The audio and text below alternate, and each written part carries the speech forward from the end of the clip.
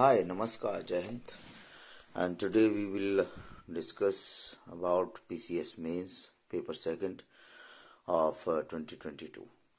तो 2022 का मेंस का जो पेपर था उसमें किस प्रकार के प्रश्न थे, उसको कैसे लिखना चाहिए, ये हम डिस्कस करेंगे। ये हमारी सीरीज चल रही है बहुत समय से और ये लगभग सीरीज का 10वां वीडियो आपको मिल रहा है, 10th video of the series, how to prepare, how to write answers in mains.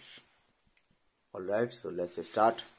तो पहला क्वेश्चन है सेक्शन ए का 2022 का सेकंड सामान्य अध्ययन जीएस पेपर सेकंड। वैसे जीएस सेकंड में पॉलिटी और गवर्नेंस आपसे पूछा जाता है, डिजास्टर मैनेजमेंट भी शायद इसी में आता है। तो देखते हैं, प्रश्न के बाद आपको सारी चीजें पता चल जाएंगी। ई गवर्नेंस, देखिए पहला ही सवाल ऐसा है, ई गवर्नेंस से संबंधित उमंग योजना की मुख्य विशेषता बताइए। तो सबसे पहले उमंग के बारे में आप लिखेंगे कि भाई 21वीं सदी न्यू गवर्नेंस अर्थात ई गवर्नेंस का युग है। उमंग क्या है? उमंग है unified mobile application for new age governance. नए युग के शासन हेतु एकीकृत मोबाइल एप्लीकेशन यह डिजिटल इंडिया कार्यक्रम के तहत प्रमुख पहलों में से एक है। यह एक आम एकीकृत मंच और मोबाइल ऐप है जिसका उद्देश्य सभी सरकारी सेवाओं तक एक साथ पहुंच को संभव बनाना है। उमंग की संकल्पना मोबाइल फर्स्ट रणनीति के माध्यम से प्रशासन को व्यक्ति के लिए स्वयं बनाना है। उल्लेखनीय कि ये एक बहुभाषीय ऐप है। इसका विकास और संचालन राष्ट्रीय ई गवर्नेंस डिवीजन NEGD द्वारा मोबाइल गवर्नेंस को फास्ट ट्रैक करने के लिए किया जा रहा है। ध्यातव्य है कि इसके अंदर केंद्र के लगभग 130 विभागों एवं 25 राज्यों से जुड़ी लगभग 600 सेवाएं और 180 बिल भुगतान सुविधाएं प्रदान की जाती हैं। इसका प्राथमिक उद्देश्य उपयोगकर्ताओं को कई ऐप्स प्रतिबंधित करने वाली असुविधा को कम करना है। विभिन्न सरकारी सेवाओं का लाभ उठाने के लिए एक स्थान पर समाधान की सुविधा प्रदान करना है।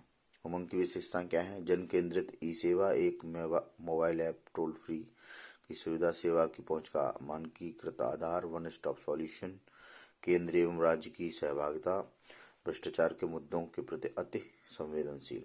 यह पेंशन, कृषि, शिक्षा, डिजिलॉकर, आधार, भारत बिल भुगतान प्रणाली सहित 1200 से अधिक सेवाओं पर तक पहुंच प्रदान करता है। उमंग को नागरिकों द्वारा सरकार का लाभ उठाने के तरीके में क्रांतिकारी बदलाव लाने के लिए लॉन्च किया गया है। यह सेवाओं और सुशासन को एक नई गति देगा। अगर आपको इसके बारे में और ज्यादा जानना है तो आप उमंग जो भारत सरकार का ऐप है उसे आप डाउनलोड कर लीजिए, लगभग 1 महीने तक यूज कीजिए। आपको एक एक चीज इसके बारे में पता चल जाएगी जो आप अपने आंसर राइटिंग में मेंशन कर सकते हैं। तो देखा आपने, आप सबसे पहले उमंग की फुल फॉर्म आपको पता होना चाहिए, कौन चला रहा है इसे, कौन इसे रेगुलेट करता है, क्या क्या सुविधा है, ये सारी चीजें आप लिख लेते हैं तो आपका आंसर अच्छा बन जाता है। सेकंड क्वेश्चन है गरीबी और भूख के कारण क्या है, इनको दूर करने के लिए क्या सरकारी नीतियां लागू की गई हैं। तो कैसे लिखेंगे इस क्वेश्चन को? तो गरीबी और भूखमरी किसी भी देश हेतु बेहद संवेदनशील स्थिति को दर्शाता है, खासकर देश की गरीब आबादी के लिए। भूख खाद्य सुरक्षा को इंगित करती है। आप जानते हैं, देखो प्रधानमंत्री खाद्य योजना चल रहा है इसके लिए, जिसमें फ्री राशन मिल रहा है। मनरेगा 2008 ग्रामीण भारत के लिए काम का अधिकार, अंत्योदय योजना चल रही है, स्टार्टअप एवं स्टैंड अप इंडिया योजना, मुद्रा योजना चल रही है, मिड डे मील योजना चल रही है, गरीबी हटाओ योजना चल रही है, गरीबी हटाओ पंचवर्षीय योजना के अंतर्गत। तो इस तरीके की चीजें चल रही हैं। कोविड-19 के दौरान प्रधानमंत्री गरीब कल्याण योजना 2020 एक दिशा में एक नवीन पहल है। अभी भी लोगों को फ्री राशन मिल रहा है।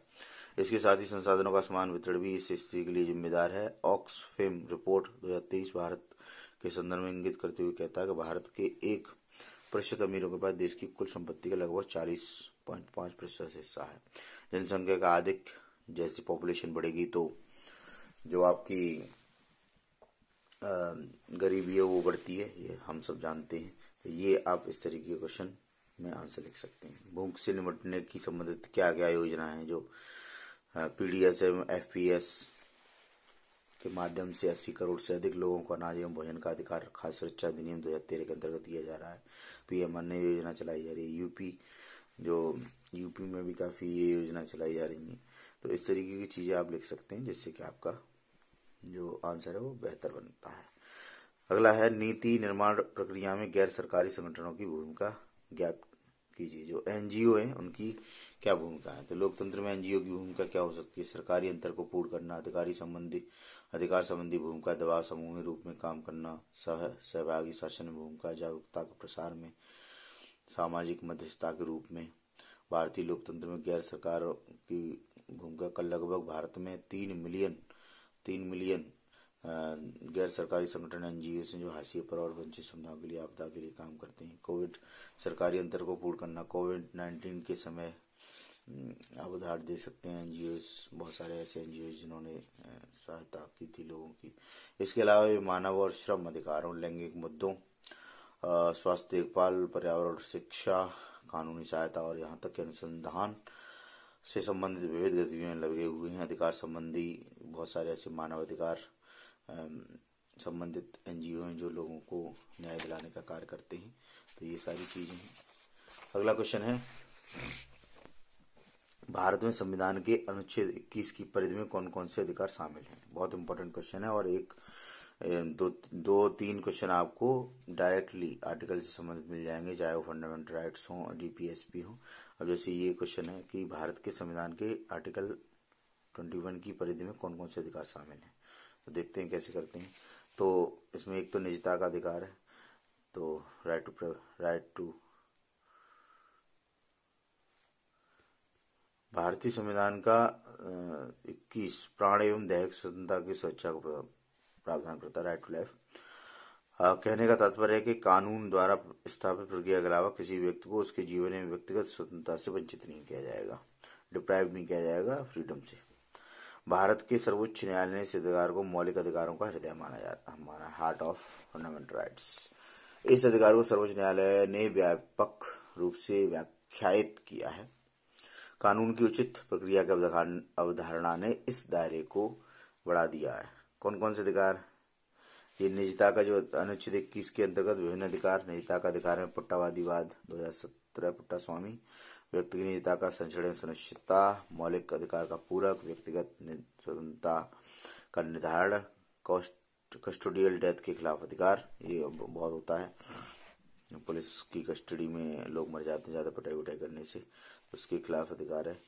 प्रदूषण मुक्त जल एवं वायु का अधिकार, MC मेहता वाद इसकी नजीर बना, विदेश जाने का अधिकार, स्वास्थ्य एवं चिकित्सा सहायता का अधिकार, नेता का अधिकार, आश्रय का अधिकार, विधिक सहायता पाने का अधिकार, एकांत कारावास के विरुद्ध अधिकार, पैरों में डंडा बेड़ी डालने के विरुद्ध अधिकार। तो ये सारे अधिकार हैं, अगर आपको पता है तो आप लिख देते हैं और बिल्कुल पॉइंट टू पॉइंट आपको इसका आंसर लिखना है, कुछ बनावटी आंसर नहीं लिखना है। एक दो क्वेश्चन और देखते हैं।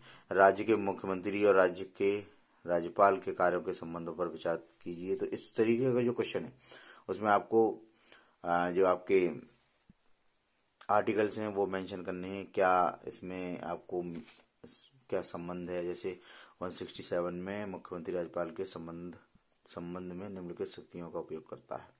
वह राज्यपाल एवं मंत्रिपरिषद के बीच संचार का प्रमुख चैनल है। यह मुख्यमंत्री का कर्तव्य है कि राज्य मामलों में प्रशासन और तथा कानून हेतु प्रस्तावित मंत्रिपरिषद के निर्णयों को राज्यपाल को अवगत कराए। राज्यपाल को महत्वपूर्ण अधिकारियों तथा महाधिवक्ता, राज्य लोक सेवा आयोग के सदस्यों, राज्य चुनाव आयुक्त तथा सदस्यों की नियुक्ति के संबंध में सलाह दे।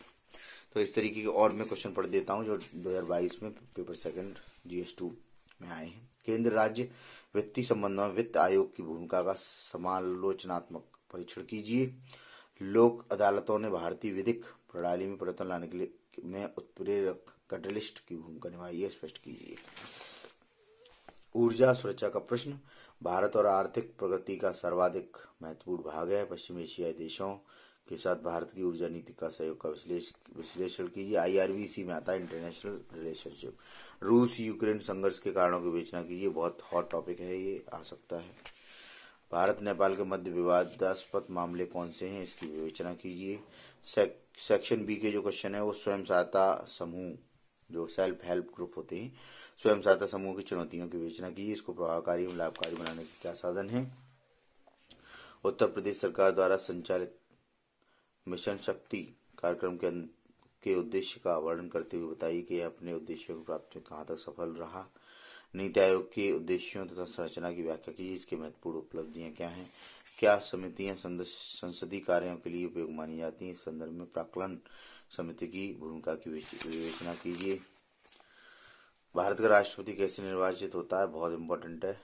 राष्ट्रपति, प्रधानमंत्री, राज्यपाल, मुख्यमंत्री, पावर ऑफ ये महान्यायवादी, ये सारे कुछ टॉपिक हैं जो आपको अच्छे से पढ़ लेना चाहिए। भारत में एक राष्ट्र एक चुनाव, वन नेशन वन इलेक्शन की अवधारणा की अपनी संभावनाएं एवं सीमाएं क्या हैं, इनको आपको पता करना है, इनकी समीक्षा करनी है। भारतीय संविधान के आधारभूत ढांचा सिद्धांत के विकास एवं प्रभाव की विवेचना कीजिए। उत्तर प्रदेश की प्रशासनिक व्यवस्था की समस्याओं और सुधारों पर एक आलोचनात्मक टिप्पणी लिखिए। भारत और अमेरिका के बीच विवाद और सहयोग के क्षेत्र क्या हैं, चर्चा कीजिए।